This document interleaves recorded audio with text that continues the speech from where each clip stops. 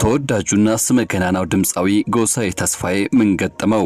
በእግር ሄዶ በዊልቸር የተመለሰበት አስደንጋጩ ክስተትና አጋጣሚ በርካቶች እንዲነጋገሩበት አስገድዷል። ከቀናት በፊት በዩናይትድ ኪንግደም የነበረውን የሙዚቃ ዝግጅት አቅርቦ ወደ ሀገር ቤት ሲመለስ ባልታሰበና ባልተጠበቀ መልኩ በዊልቸር እርዳታ ወደ ሀገር ቤት መመለሱ ብዙዎችን አስደንግጧል። ከዚህ ጉዳይ ጀርባ ስላለው መረጃ እንዲሁም ደግሞ ድምጻዊውን በተመለከተ ስለተናገረውና ስላስተላለፈው መልእክት የምንነግራችሁ ይሆናል። ውድ ቤተሰቦች በሌላ በኩል ደግሞ እሸቱ መለሰ አንድ ያቀረበውን ጥሪ ተከትሎ ጥሪውን የተቀበሉ አንዳንድ ድምጾች ከያቅጣጫው ብቅ እያሉ ይገኛሉ። ወቀሳዎችም በዚያው ልክ የተሰነዘሩበት ነው። እሸቱ መለሰ ያቀረበው ጥሪ ምንድነው? ይህን ጥሪ የተቀበለው ማን ነው? የቀረበበት ወቀሳስ ምን ይሆን? በመረጃ ሰዓታችን ይህን ጉዳይ እንቃኛለን። ይህ ኢትዮ ግሎባል 360 ኒውስ ነው። ውድ ቤተሰቦቻችን ለቻናላችን አዲስ ከሆናችሁ ሰብስክራይብ፣ ቪዲዮን ከወደዳችሁ ደግሞ ላይክ፣ ሼር እንድታደርጉ ይጋብዝን። ወደ ዝርዝሩ ገባን።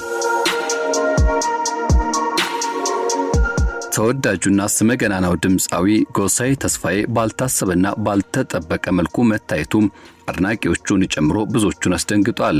በድንጋጤ የተጠናቀቀው የለንደን ጉዞና በዊልቸር የተመለሰው የእርሱ ሁኔታን በተመለከተ ብዙዎች ግራ መጋባቱ ዘርቋል። የኢትዮጵያን መድረክ በልዩ ሙዚቃ ዜማዎቹ ሲያደምቅና ብሎም ደግሞ በዚያ ከነበሩት አድናቂዎቹ ጋር መልካም ጊዜን ያሳልፈው ድምጻዊ ጎሳዬ ተስፋዬ የጉዞ ማብቂያ ለሱ ያልታሰበና አድናቂዎቹን በከፍተኛ ድንጋጤ ውስጥ የከተተ ሆኗል። በሺዎች የሚቆጠሩ አፍቃሪዎች በለንደን መድረክ በልዩ ብቃት ሲያዝናና የሰነበተውና የቆየው የጥበቡ ኮከብ ዛሬ ማለዳ አዲስ አበባ ቦሌ ዓለም አቀፍ አውሮፕላን ማረፊያ ሲደርስ በዊልቸር ወይም ደግሞ የታማሚ ወንበር ላይ ታግዞ መታየቱ ያልተጠበቀ ሆኗል። ከደማቁ መድረክ እስከ ቦሌ አውሮፕላን ማረፊያ በዩናይትድ ኪንግደም የኢትዮጵያ ባህልና ስፖርት ፌዴሬሽን ባዘጋጀው ደማቅ ዓመታዊ ዝግጅት ላይ ተገኝቶ የማይረሳ የሙዚቃ ድግሱን ለአድናቂዎቹ አቅርቦ ነበር። ከቀናት በፊት ጎሳዬ ታዲያ በመድረክ ላይ በነበረው ቆይታ ምንም አይነት የህመም ምልክት ያልታየበት ጎሳዬ ድንገት ዛሬ ማለዳ አዲስ አበባ ሲገባ በዊልቸር ታግዞ መግባቱ ለምን ይሆን አስባለም። ጉዳዩን ይበልጥ አሳሳቢና ግራ አጋቢ ያደረገው ደግሞ ራሱ ድምጻዊ በይፋ የፌስቡክ ገጹ ላይ ያጋራው አጭር ነገር ግን ስሜት የሚነካ መልእክት ነው። ታመም የገባው ስለ ሁሉም ነገር እግዚአብሔር ይመስገን ሲል ጎሳዬ ተስፋዬ በራሱ የፌስቡክ ገጽ ላይ ያጋራውን ይህን አጭር መልእክት ተከትሎ ብዙዎች ግራ መጋባትና ድንጋጤ ውስጥ ገብተዋል። ይህች አጭር የጎሳዬ መልእክት ይፋ መደረጓን ተከትሎ የድምጻዊ አድናቂዎች ወዳጆችና የሙያ አጋሮቹ ድንጋጤያቸውን የተሰማቸውን ጥልቅ ሐዘን በማህበራዊ ትስስር ገጹ እያጋሩ ይገኛሉ። የጎሳዬ ፖስት ተከትሎ በደቂቃዎች ውስጥም በሺዎች የሚቆጠሩ አስተያየቶች የተሰጡ ሲሆን አብዛኞቹ እነዚሁ አድናቂዎች የህመሙ አይነትና እንዲሁም ደረጃ ለማወቅ ከማወጋት ባለፈም ፈጣሪ ምሕረቱን እንዲልክለት በጸሎት አብረውት መሆናቸውን ይገልጻሉ። ድንገተኛው አደጋ ነው ወይስ ደግሞ ከዚህ ቀደም የነበረ ያገረሸበትም የሚለው ለማወቅ ጊዜ ቢጠይቅም እስካሁን ከድምጻዊ ሆነም ከእርሱ የቅርብ ሰዎች የተሰጠ ተጨማሪ ማብራሪያ የለም። ታዲያ በርካቶችም የኢትዮጵያ ሕዝብ ጸሎት አይለየም፣ ቶሎ አገግመ እንደምትመለስ እናምናለን የሚሉ አበረታሽ መልእክቶችን እንደየ ሃይማኖታቸው ጸሎት እንደሚያደርጉለት ጭምር እየገለጹ ይገኛሉ። ጎሳዬ ተስፋዬ በዘመናዊ ኢትዮጵያ ሙዚቃ ታሪክ ውስጥ የራሱን ደማቅ አሻራ ያሳረፈ በ1990ዎቹ የሙዚቃው መንገድ ከተቀላቀለበት ጊዜ አንስቶ የራሱን አልበም ለሙዚቃ ወዳጆች ከማድረስ ባለፈ ከሌሎች ድምጻውያን ጋር በጋራ የሰራቸው አልበሞችም ይታወሱለታል። ቴክ 5 እና እንደዚሁም ደግሞ ኤቫንጋዲ ኮሌክሽን ከእርሱ ስራዎች መካከል በብዙ መልኩ የሚጠቀሱ ናቸው።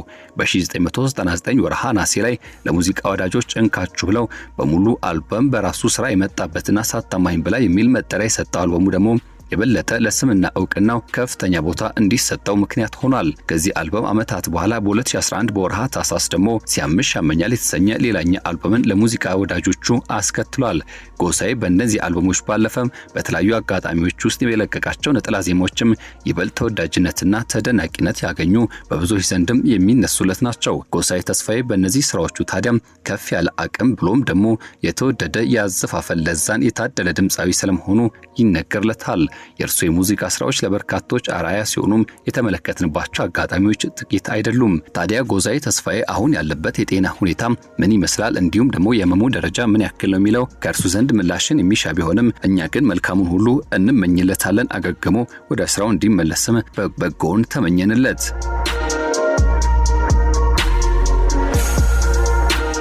ኮሜዲያን እሸቱ መለሰ የገባበትን ቀውስ ተከትሎ ጥሪ ያቀርቧል። ጥሪ ያቀረበላቸው አካላትም አሁን ላይ ምላሽ መስጠት ጀምሯል። አባቶችና የበጎ አድራጎት ድርጅቶች ወጣችሁ ተናገሩ ሲል መማጸኑና መጠየቁን ተከትሎ ብዙዎች በዚህ ጉዳይ ሀሳባቸውን እየሰነዘሩ ይገኛሉ።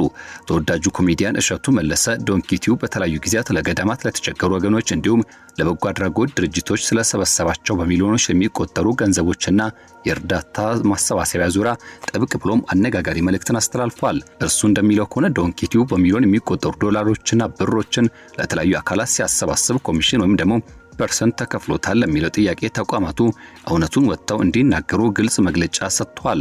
እሸቱ ባስተላለፈው ጥብቅ መልእክት ላይ የረዷቸውን በርካታ አጋጣሚዎች በጥቅል አንስቷል። ለአሜሪካ ገዳም የተሰበሰበ 6.1 ሚሊዮን ዶላር፣ ለሰቆጣ አቡነ በርናባስ የደረሰው ከ10 ሚሊዮን ብር በላይ 31 በሬዎችና እንዲሁም ሙሉ እህል በቦረና ቀይ መስቀል ማህበር የተሰራጨ 8 ሚሊዮን ብር፣ ለደብረ ሊባኖስ ገዳም ከ34 ሚሊዮን ብር በላይና እህል ሰብስበው አስረክበዋል። ከዚህ በተጨማሪ ከመቄዶንያ ዶክተር ቢኒያም በለጠ ጋር በመሆን በ3 ቀናት ውስጥ የተሰበሰበው ከ150 እስከ 200 ሚሊዮን ብር መሰብሰብ ተችሏል። እነዚህ ሁሉ ሲደረጉ ለዶንኪቲዩብ የተከፈለ ድንቡሎ ሳንቲም አለ ወይስ ደግሞ ነፃ ነው የሰራ ነው ሲል ይጠይቃል። ኮሜዲያን እሸቱ መለሰ ይህን አሁን ላይ ማንሳቱ ለሁለት ዋና ዋና ምክንያቶች እንደሆነ ገልጸዋል። ህዝቡ አሁንም ሆነ በቀጣይ ለሚሰሩ የበጎ አድራጎት ስራዎች የሚሰጠው ገንዘብ ወዴት እንደሚሄድና ለእሸቱ ሳይሆን ለተቸገሩ እንደሚደርስ እርግጠኛ እንዲሆን ከስር የሚመጡ ወጣቶች በዲጂታል ሚዲያ ማገልገል ማለት ምን ማለት እንደሆነ በትክክል እንዲረዱ ነው ሲሉ በበጎ የተረዱለትና እንዲሁም የተገነዘቡ ጥቂቶች አይደሉም። እሸቱ ከመቄዶንያው ዶክተር ቢኒያም በለጠ ጋር ከኢትዮጵያ ጃንደረባ ትውልድ ከብፁዓን አባቶች አቡነ ቴዎፍሎስ፣ አቡነ በርናባስ፣ አቡነ ዲሜጥሮስና እንዲሁም ከደብረ ሊባኖስ ከጥቁር ውሃ ማርያም አካላት በቪዲዮና በደብዳቤ የተደገፈ ግልጽ መግለጫ እንጂ ዝምታን እንደማይፈልግ አስታውቋል። አሁን እውነቱን ወጣችሁ ካልተናገራችሁ ህዝቡ እሸቱ ገንዘብ ተቀብሏል ብሎ እንዲያስብ ያደርጋል ሲል መልእክቱን አጠናቋል። የወጣቶችና የበጎ አድራጎት ስራ ግልጽነት ጥያቄ የማህበራዊ ሚዲያ ላይ ከፍተኛ መነጋገሪያ ሆኗል። ታዲያ ይህ ጥሪ ማቅረቡን ተከትሎ ደግሞ የመቄዶንያ ዶክተር ቢኒያም በለጠም በቀጥታ ስርጭት በስልክ መግባትም ያለው ምስክርነት የሰጠና የገለጸ ሲሆን ምንም አይነት ኮሚሽን አልተቀበልክም፣ አግዘህናል፣ ተባብረህናል፣ ለዚህም ከፍ ያለ ምስጋና ይገባል ሲል ዶክተር ቢኒያም በለጠም ምስጋናውን በመግለጽ ላደረገ ሁሉ መስገን አሁንም ቻናሉ ከገባበት ቀውስም እንዲላቀቅ መልካም ምኞቱን ተመኝቶ ተሰናብቷል። ያም ሆኖ ግን አንድ ግለሰብ ደግሞ ከኳታር እንደሚገኝ ወይም ደግሞ ከዚያ እንደሆነ በመግለጽ በኳታር በገዳም ዙሪያ በተሰራው ስራ እሸቱ መለሰ 2.6 ሚሊዮን ብር ኮሚሽን ተቀብሏል የሚል መረጃን በስፋት አሰራጭቷል። ይህን ማሰራጨቱን ተከትሎ ከዚህ በተጨማሪ ሌሎች ጉዶች ይወጣሉና ራስ አምነ ነገሩን ከአሁኑ አስተካክል፣ እውነታው ጊዜውን ጠብቆ መውጣቱ አይቀርም ሲል እሸቱ መለሰ ለማስፈራራትና ብሎም ደግሞ ለማስጠንቀቅ ሞክሯል። ታዲያ ግለሰቡ ይህን መልእክት ማስተላለፉን ተከትሎ በርካቶች በተለያየ መልኩ ስሜት ሀሳብ አስተያየታቸውን እያንጸባረቁና እየገለጹ ይገኛሉ። ከዚህ ሁሉ ጀርባ ታዲያ የእሸቱ መለሰ ቀጣይ መልስ ምን ይሆን የሚለው ተጠባቂ ነው። በብዙ መልኩ የእሸቱ መለሰ የገባበት ቀውስን ተከትሎ ወደ 40 የሚሆኑ ሰራተኞችን እንዳሰናበተና 31 የሚሆኑት ደግሞ ሊሰናበቱ ከጫፍ መድረሳቸውን ተከትሎ በርካቶች በተለያየ መልኩ ሀሳባቸውን ስሜታቸውን እያንጸባረቁ ይገኛሉ። ከነዚህ መካከል ደግሞ ጋዜጠኛና እንዲሁም ደግሞ ደራሲው ቴዎድሮስ ተክለአረጋይ ይጠቀሳል። ዶንኪቲዩብ ሰራተኞቹን የማሰናበት አደጋ ተጋርጦበታል ሲባል ፍጹም ደስተኛ የሆኑ ደስታቸውን ያልደበቁና በአደባባይ ያወጁ ሰዎችን ማየት አሳዛኝ ነው። ማንነታችን ትዝብት ውስጥ የሚጥል ሆኗል ሲል ጋዜጠኛና እንዲሁም ደራሲ ቴዎድሮስ ተክለአረጋይ ገልጿል። በሚቀጥሉት 8 ቀናት 30 ሰራተኞችን እናሰናብታለን ማለት በየትኛው መስፈርት ነው ሊያስደስት የሚችለው? ሰውን ባልተገባና ተሳስቷል በምንለው ተግባሩ መውቀስ ያለ ነው። እኔም እሸቱ አጉድሏል ባልኩ ጊዜ ጽፌ በአደባባይ ወቅሼው አውቃለሁ። ወይዘሮ ሎሚናት እንዲደገፉ ካስደረገልኝ ውለታ ከዋለልኝ በኋላ ምንም መልኩ ቢሆን በቅን ልብ የብዙዎችን እንባ ያበሰ ሰው ክፉ በክፉ እንዲመለስለት መፈለግ ሰውነት አይደለም። የሌላው ውድቀት ለማነስ ምን ይበጃል? ለማነስ ራት ይሆናል። ሰበብ እየፈለገ የሚወጣ የክፋት ዘር በብዙዎቻችን ልብ ውስጥ አለም። እሱ ነው ከወዲያ ወዲህ ሲል ከሰከስ የነበረው ሰው ካጠፋ ቢታረም እንጂ ቢሰበር አናተርፍም ሲል ቴዎድሮስ ተክለአረጋይ ገልጿል። እሸቱ መለሰ ለብዙዎች የማደግ ተምሳሌት ነው። አሁን ደግሞ ከየትኛውም የአምልኮ ቤትና በጎ አድራጎት ኮሚሽን ሳይቀበል በነፃ እየሰራ መሆኑን ተናግሯል። መረጃው ያላችሁ አውጡም ብሏል። እስካሁን የመጣ የለም። በነገራችን ላይ ኮሚሽን ሲቀበል እንደ ዓለማዊ ነጠላ ሲለብስ እንደ ሃይማኖታዊ አይሁን እንጂ እንደምናያቸው እንደ አንዳንዶቹ አምላክ አጎቴ ነው አይበልብን እንጂ ኮሚሽን ተቀብሎ የሰራውን መስራት ነውርነት የለውም። ማነው እድሉ ሲገጥመው የቤተክርስቲያን ድርሻ ላይ እጁን ያልሰደደ? አጉል ጻድቅ ባያጫውተንና ነውራችንን ፀሐይ ባናስቀምጠው መልካም ነው ይላል ቴዎድሮስ ተክለአረጋይ። ሲቀጥል በነገራችን ላይ መምታታችሁ ካልቀረ ለይታችሁ ምቱ። ዶንኪቲዩብ የቱንም ያህል ቢቀዘቅዝ ሰራተኞቹና ቤተሰቦቻቸው ጉዳት ላይ ይወድቁ ይሆናል እንጂ ሰውየው ኮሜዲያን እሸቱ መለሰ አንዳቸው እንኳን አይሆንም። አሁን እንኳን ልቀንስ ነው የሚለው እንጂ 31 ሰራተኞቹን ነው። ለመሆኑ ስንት ዩቲዩበሮች ለ31 ሰራተኞች የስራ ዕድል ፈጥራቸዋል? እሸቱ ሰራተኞቹን ቀንሶም ካመዛኙ ምናልባትም ከሁሉም ዩቲዩበሮች ይበልጣል። አንሶ ካመዛኙ ዩቲዩበር በላይ ነው። አንሶና ወርቆ ወደታች አይዋለው የሚል ካለ ሲቃጠል መኖር ነው። አሁን ህይወት በኢትዮጵያ ያጭራጭር ብርድ ልብስ ይሆኑብናል። ሰርተንም ተከፍሎንም አልሆን ብሎናል።